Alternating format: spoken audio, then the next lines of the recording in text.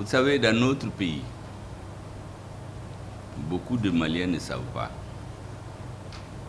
Nous avons vécu une situation que beaucoup d'Africains ne comprennent pas. Et j'expliquais aux Maliens que dans la société, vous avez 3 groupes. Le premier groupe, c'est 90 à 98% des citoyens. Ça, c'est le peuple. Vous avez 1%, ça, c'est ceux qui dirigent. Et à peu près 1% qui s'opposent à eux. Les 2% là, 1 et 1%, ils se battent chacun pour avoir l'assentiment de 98%. Et l'évolution de la société, ce n'est qu'un perpétuel pédalage. Gérer, vous arrêtez, c'est comme sur un vélo. Dès que vous arrêtez, vous tombez. Donc il faut continuer tout le temps à pédaler en ayant les yeux rivés sur les 90%. Et c'est ce que nous faisons. Notre président nous dit souvent, tout militaire qu'il est, il nous dit souvent, le centre de gravité du pouvoir de la transition doit être le peuple. Et nous en avons donné la preuve. Lorsque la CEDEAO a pris ses sanctions, que vous savez, elles sont tombées un dimanche 9. Ils étaient sûrs qu'on allait être abattus. Le même soir, le gouvernement a rédigé un communiqué que vous avez entendu. Mais ça n'a pas suffi. Il fallait des mesures politiques. Parce que l'affaire était essentiellement politique. Donc le lendemain, lundi 10, nous avons convoqué un conseil des ministres extraordinaire à l'effet d'appeler les Maliens à sortir, s'exprimer le vendredi 14 décembre. Et deuxièmement, élaborer un plan de riposte. C'était les 2 points. Moi, je suis arrivé à ce conseil des ministres parce que je suis un réserviste de l'armée, je suis arrivé en soldat de 2e classe, je me suis mis en tenue militaire. Et quand j'ai ouvert la porte du président, il me dit, mais où est le Premier ministre? Il dit, mais il est là. Il dit, le soldat de 2e classe est derrière le colonel. Il s'est mis à rire parce qu'il est très réservé. Et on a tenu notre conseil. Du conseil, tous les ministres sont venus ici. On a travaillé jusqu'à minuit. Chaque ministre a été chargé avant le mercredi de me donner sa vision du plan de riposte. Quand ils ont fini, on n'a pas changé l'ordre normal du conseil du travail gouvernemental. Le mercredi, on a tenu notre conseil normal. Le mercredi soir, on a adopté le plan de riposte et je l'ai remis au président le jeudi. On devait donc convoquer un conseil des ministres extraordinaire pour l'adopter. Politiquement, nous avons décidé de convoquer un conseil national de la défense, dont tous les officiers supérieurs du Mali se sont retrouvés autour du président et du Premier ministre. Et le plan de riposte a été avalisé avec les amendements de l'armée et toutes les copies ont été retirées et remises au président pour que nous puissions tenir 1 an et demi, autant qu'il faut, contrairement à ce que les autres pensaient. Et de là-bas, je suis venu à la manifestation du 14 novembre. C'est la première fois que 4 Maliens de Maliens sont sortis. C'est du jamais vu. Toutes les élections que nous avons organisées depuis 1992, le président mobilise 1 million, 200 000. Mais 14 millions, on n'a jamais vu. Et d'ailleurs, j'ai dit qu'en Afrique, il n'y a pas beaucoup de présidents, qu'avec un appel à 2 jours d'intervalle, on va mobiliser 14 millions. En réalité, le destin de la transition, c'est ce jour-là que ça se joue. Parce que si les Maliens n'étaient pas sortis, nous allions tirer les conséquences. Et comme ils sont sortis, tout le monde a tiré ses conséquences, chacun en soi. Je crois que les Occidentaux, ils ont dû faire en sous-main des papiers pour dire que ces messieurs-là ne sont pas aussi rejetés comme vous le pensez. Et c'est pour cela que cette journée est retenue comme le 14, désormais le 14 janvier, est retenu comme la journée de la souveraineté retrouvée au Mali. C'est une fête nationale. Vous savez, cette affaire a besoin d'une certaine prise de conscience. Parce que c'est les consciences des Africains qui ont été travaillés pendant des années. Personnellement, depuis 4 ans, j'ai écrit sur ça. D'ailleurs, ces livres que j'ai écrits, j'ai amené des exemplaires pour chacun d'entre vous, sur les rébellions au nord du Mali, depuis le 8e siècle. Comment est-ce que les peuples maliens se sont constitués? Les grands empires, comment ils ont été disloqués? Qu'est-ce qui est arrivé? Les différents présidents qui ont géré le Mali depuis 1992, comment ils ont géré? Comment ils ont été influencés? Jusqu'à la fin. Et à la fin, quand Macron est sorti pour menacer les Africains, les appeler pour signer l'accord sur le G5 Sahel, qui était venu ici sur une base illégale. Au début, il n'y avait aucune base légale. Quand il est sorti au sommet de l'OTAN, on l'a demandé si c'est légal. Maintenant, il sort, il vient sur France 24, il menace les présidents. Moi, j'ai fait 2 nuits, je n'ai pas dormi. J'ai fait une tribune que j'ai appelée la faillite de l'État malien. Qui sont les responsables? J'ai payé de moi-même 400 000 francs pour le publier dans la presse. Mais après, on a fait une brochure que vous allez avoir, un petit livre de poche. Et là-dedans, tout est décrit comme depuis des années, les plus hautes autorités françaises, le Sénat, les députés, ont écrit qu'il faut diviser le Mali. Tout le reste des discours là, c'est des blabla. C'est exactement comme les accords de Minsk. Quand Hollande et Angela Merkel les ont fait signer, ils ont dit après qu'ils les ont fait signer pour permettre à l'Ukraine de s'armer. Ce n'est pas pour résoudre les problèmes. C'est la même chose. On nous pompait l'air ici. On nous a amené MINUSMA, Barkhane, G5 Sahel, Takuba, 50 000 forces étrangères au Mali. Alors que le terrorisme était confiné au nord, il s'est étendu sur 80% du territoire. Il est allé vers le golfe de Guinée, le Togo, la Côte d'Ivoire, les autres pays. Donc c'était très clair pour nous en analysant que ce qu'on nous dit n'est pas vrai. Et nous avons organisé des dernières élections en 2020. Lorsque vous décortiquez ces élections, tous les narcotrafiquants, tous les alliés de ceux qui veulent diviser le Mali, ils se sont fait élire là-dedans. Donc l'objectif, c'est d'utiliser cette constitution pour légaliser la partition du Mali. Moi, j'ai fait une tribune qui s'appelait « L'heure du refus de l'obéissance a sonné ». Heureusement, quelques semaines après, les Maliens se sont retrouvés et ils ont organisé ce que vous savez. Beaucoup de gens parlent, mais en réalité, quand on veut simplifier les choses, pourquoi les Maliens se sont retrouvés le 5 juin? Ils avaient 5 objectifs. Premièrement, la question de sécurité. Il faut arrêter qu'on continue à tuer nos citoyens. La deuxième chose, il y a l'impunité ici. Il y avait des journalistes qui disparaissaient. Des gens disparaissaient, il n'y a rien. Ensuite, les fonds destinés à l'armée sont allègrement détournés par des citoyens. Et le pouvoir refuse de faire des enquêtes. Voyez-vous? Troisième chose, il faut des réformes. La CEDEAO est venue ici en 2018. Elle a écrit noir sur blanc qu'il ne faut plus faire d'élections au Mali sans faire des réformes. Et enfin, il y avait l'accord pour la paix et la réconciliation, issu du processus d'Alger, et un accord de paix avec les syndicats. Voici les principaux objectifs. Mais le gouvernement de transition n'a fait que ça. Tout le reste de ce qu'on dit, ça c'est de la phraséologie. Mais quand on arrive aux fondamentaux, c'est ça. Et dans ça là, le Togo a fait preuve d'une diplomatie réelle. Parce que contrairement aux autres pays qu'on a instrumentalisé contre notre pays, parce que l'objectif c'est de faire tomber le régime. Il y avait une 5e colonne ici. Des gens se sont organisés et disent que ça ne dure pas 3 mois.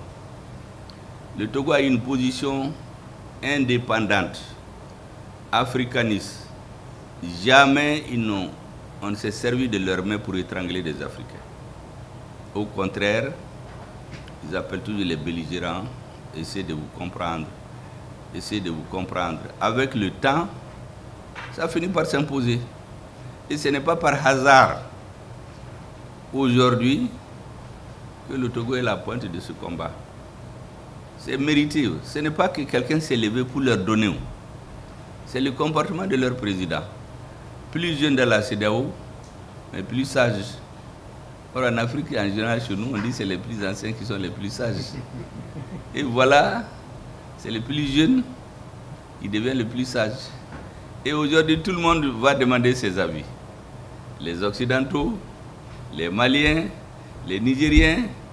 Mais on dit ce petit pays-là, finalement, là, il est petit de taille, mais diplomatiquement, il devient plus grand que les plus grands pays d'Afrique de l'Ouest.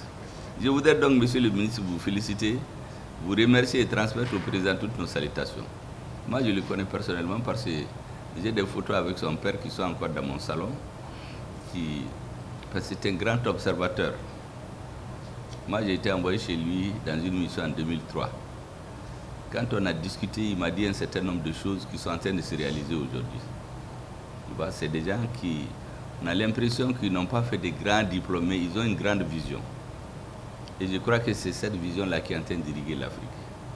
La deuxième chose, dès que le gouvernement a été nommé, notre président a dit clairement en Bambara qu'on l'a appelé de l'extérieur pour lui dire voici tel doivent être Premier ministre, président et président de l'Assemblée nationale.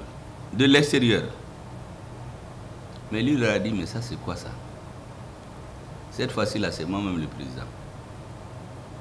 Imaginez-vous qu'un pays étranger appelle un autre pour désigner. Ensuite, après son interview, le président du Burkina a parlé, le président du Niger a parlé. Et ce que j'apprends, c'est que pendant qu'il y avait la crise du Niger, il y a un pays européen qui voulait venir arranger les choses. Est-ce que vous savez, c'est Macron qui l'a appelé pour lui dire de ne pas, comme on dit en Afrique, là, de ne pas mettre sa bouche là, dans les affaires du Niger. Le Niger, ce n'est pas pour eux, c'est pour la France. Et l'Européen l'a arrêté. Ça, c'est le président du Niger qui dit. Il n'a pas dit le nom du pays, mais moi, je le connais. Même ces messieurs-là qui voulaient désigner président, premier ministre et président de l'Assemblée. Notre président n'a pas dit, bon, c'est les militaires, ils sont discrets, mais moi, je les connais. Voilà comment les gens voient nos pays. Des gens auxquels on fait faire ce qu'on veut.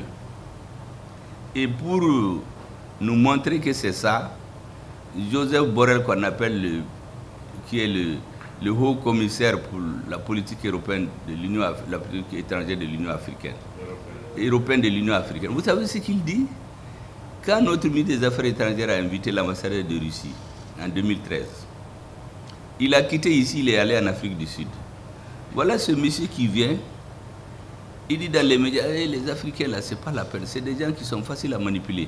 Il faut les laisser, on les aura. Un ministre des Affaires étrangères qui parle comme ça aux Africains. Ce même monsieur, quelques temps après, quand il y a eu le renversement du régime au Gabon, il est réuni à Toledo, en Espagne, les ministres des Affaires étrangères de l'Union européenne, les ministres de la Défense. Il leur dit, vous savez, en Afrique, là, on a des intérêts, il faut qu'on cherche à les comprendre. Il est vrai qu'au Gabon, il y avait des problèmes politiques avant. Mais lui ne sait pas qu'au Mali, depuis 2018, il y avait des problèmes politiques. Et voilà, le même monsieur, quelques temps après, il va au Ghana. Il dit qu'il est venu aider le Ghana. 600 millions d'euros, 40 milliards de francs CFA. Il y avait l'inondation en ce moment, il y avait les routes. Ce n'est pas pour les arranger, c'est pour lutter contre le terrorisme. Donc ils vont donner de l'argent, les armes vont être achetées chez eux et le terrorisme va continuer. La réalité, nous avons fini depuis 2001. L'objectif stratégique des Occidentaux, c'est de redéfinir la carte de l'Afrique. 1885, ils n'avaient jamais dit qu'ils vont venir nous coloniser. Ils avaient deux objectifs. Aller régulariser la circulation sur le fleuve Congo et le fleuve Niger. Troisièmement, la France amène la mission civilisatrice, l'Angleterre amène les 3C. Civilisation, commerce, christianisme. Une fois qu'ils sont arrivés, ils ont fait autre chose. Ils ont duré, ils sont allés à la Seconde Guerre mondiale. Ils ont dit, on va faire la guerre, vous aurez la paix. Quand on a fini la guerre, tous les guerriers, on sait ce qui leur est arrivé. Et maintenant, pour décoloniser, c'est eux qui l'écrivent, qu'on a donné l'indépendance à ceux qui l'exigeaient le moins, après avoir éliminé politiquement et physiquement ceux qui l'exigeaient avec intransigeance. Ça, c'est le Premier ministre français, Pierre Mesmer, qui l'écrit dans ses mémoires. Donc, au Cameroun, où ils n'ont pas pu, on a, avec les lance-flammes, on a brûlé des villages, on a tout fait. En Algérie, même des fosses communes, on a enterré des gens. On a déterré les cadavres pour les brûler et que la cendre aille au feu. Mais les gens qui ont fait ça, on les présente comme des démocrates. Et j'ai dit aux gens que les deux hommes illustres, les plus illustres de l'histoire de la France, c'est Napoléon et De Gaulle, qui les a élus au début. Quand la France a pris le pouvoir de Gaulle, au lendemain de la Seconde Guerre mondiale, il a mis un gouvernement intérimaire. Ce gouvernement avait 3 composantes. Premièrement, les résistants venus de l'extérieur. Deuxièmement, les résistants de l'intérieur, majoritairement composés de communistes. Troisièmement, les partisans de Vichy, ceux qui étaient à l'intérieur. Et regardez l'avenir. Mais chez nous, on s'assoit là-bas, on sort France 24, on nous pompe l'air, et puis on accepte ce qu'ils disent. Ça, c'est terminé. Quand ils ont fini avec ça, ils ont mis des gens au pouvoir. Quand les chefs d'État ont commencé à comprendre, ils ont amené la démocratie. La démocratie est venue, les termes de l'essence, les prix du cacao, du coton, de l'or, on baisse, la population augmente, on rentre dans les universités, chez les étudiants, on dit, mais ce monsieur-là, c'est à cause de lui que ça ne marche pas dans votre pays. Il faut qu'il parte. On le fait partir. Et on installe un système oligarchique. Détruire les États, détruire les écoles, détruire les systèmes éducatifs, détruire la société, créer des milliers de partis pour des sociétés de 10 millions d'habitants. Et les gens, moi j'ai reçu ici récemment des partis politiques, j'ai dit, mais quelle est votre profession? C'était tous des chômeurs. Donc on crée des partis pour avoir des revenus. Ce n'est pas pour défendre des idées. On a fait un temps, la démocratie, on a fait 30 ans, on a mené le terrorisme. Le terrorisme, l'objectif, c'est d'aboutir dans 30 ans à la désintégration des pays africains. Ce n'est pas compliqué, c'est cette analyse objective que nous avons faite dès juin 2021.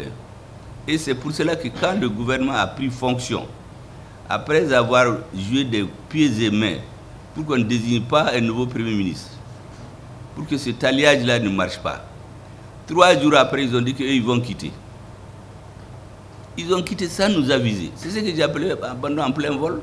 Mais on a un accord entre nous. C'est à la télé qu'on apprend que vous avez quitté. Le reste, je crois que vous avez pris le relais. Ce qui reste, l'Afrique fonde beaucoup d'espoir sur vous. Je l'ai dit aux Maliens ici, dans tous mes discours depuis 6 mois, moi je ne fais que de l'histoire. Parce que c'est cette partie qu'on nous a cachée. Et vous avez les choses à main aujourd'hui. Il faut redonner aux Africains la confiance. La confiance, c'est la chose la plus importante. C'est la chose qu'on nous a fait perdre. Quand un homme a confiance en lui, il peut tout faire. Les Mali a eu confiance en lui grâce à son armée. Imaginez-vous que quand on a pris Kidal, quand il y a eu des morts, les services secrets des pays occidentaux ont tué les Maliens dans le bateau Tombouctou. La CEDEAO a fait une réunion, ils n'en ont même pas parlé. Aux Nations Unies, ils ne se sont même pas entendus sur une lettre de condoléances aux Maliens. Donc nous avons compris qu'il faut qu'on prenne notre destin en main.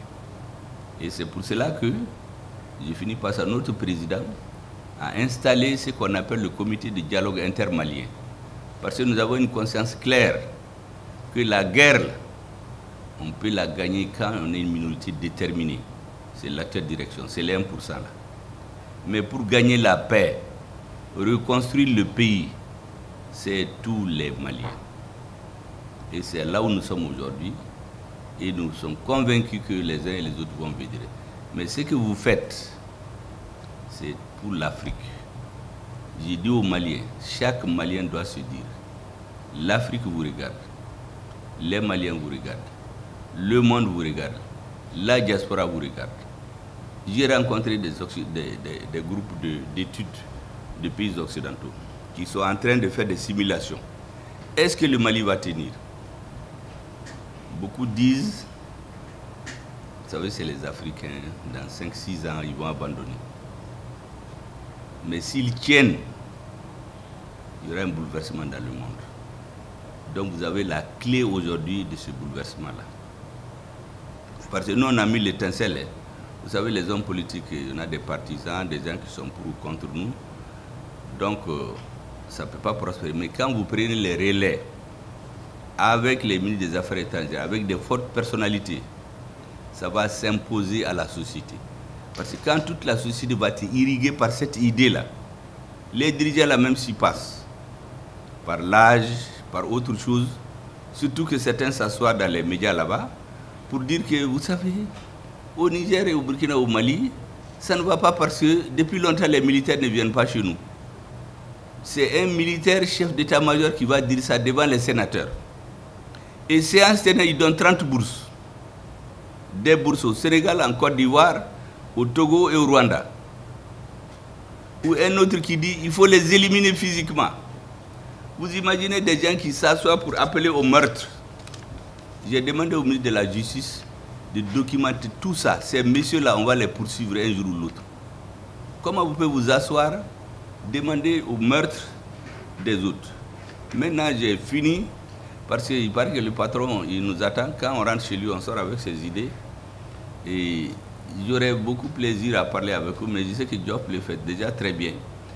Tous ces livres-là que j'ai écrits, j'ai demandé aujourd'hui d'amener pour ceux qui aiment lire. C'est un livre, le premier a été écrit sur la rébellion depuis l'an 800. Le deuxième, c'est une réponse à Hollande, à ce monsieur-là qui convoque nos présidents. Et le deuxième, c'est un peu une partie de notre histoire. Aujourd'hui, les Africains, quels que soient les bords politiques, communistes, socialistes, droite, gauche, ce n'est pas notre problème.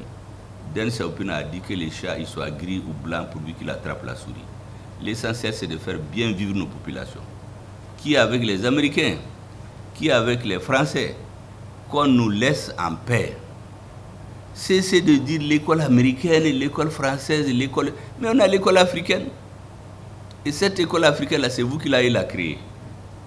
Monsieur le ministre des Affaires étrangères, merci beaucoup. Vous savez, je ne sais même pas entre vous et Diop qui est le plus connu au Mali. Parce que beaucoup de Maliens vous connaissent tellement. Et vraiment, je voudrais enlever le chapeau pour votre président. Tout ça, parce que le rôle de la personnalité dans l'histoire, c'est ce que Lénine appelle Kulturlichkeit History. Il dit le rôle de la personnalité dans l'histoire, c'est fondamental. Et cette histoire-là, quand elle va être écrite en lettres d'or, je crois que son nom figurera parmi les premiers. Parce qu'au moment où tout le monde était sur ses grands chevaux, c'est lui qui disait il faut calmer nos gens. Nous savons ce qu'il a fait. Et j'ai dit aux Africains, laissez-nous en paix. Que le prix du cacao soit fixé à Abidjan, en Côte d'Ivoire et au Ghana, au lieu de passer à faire le perroquet, aller le fixer à Londres. Le prix de l'or qu'on le fixe au Ghana, au lieu d'aller le fixer à Londres. C'est tout ce que nous voulons. Nous n'avons aucun pays qui est ennemi. Tout ce que nous voulons, nous avons mis dans notre constitution 3 principes. Il faut te dire que le Mali est un État souverain qu'il faut respecter, qui choisit ses partenaires librement. Il faut les laisser choisir. Que tout fonctionnaire doit toujours se poser la question où sont les intérêts du Mali dans les décisions qu'il prend. Voici tout. Pour le reste, vraiment, je vous souhaite bonne chance et l'Afrique compte sur vous. Merci bien. La séance est levée. Nous devons être courageux. Le destin des peuples sans courage, c'est d'être dominés et exploités. Nous l'avons vécu. Nos ancêtres ont été traités en esclaves. Nos parents ont été colonisés. Nos aînés ont été néocolonisés. Il revient à nous maintenant d'en prendre conscience, d'avoir le courage d'aller plus loin. Je voulais dire ici que nous devons aller plus loin que les traités d'amitié et de coopération, qui sont sujets, n'est-ce pas, aux humeurs des différents régimes, etc. C'est pour ça que j'appelle au courage. Nous devons avoir le courage de franchir le pas de constituer une fédération entre les États de la charte de l'Iptako-Gourma, qui constitue l'alliance des États du Sahel. Nous n'avons pas droit à l'erreur, sinon les générations futures ne nous pardonneront pas.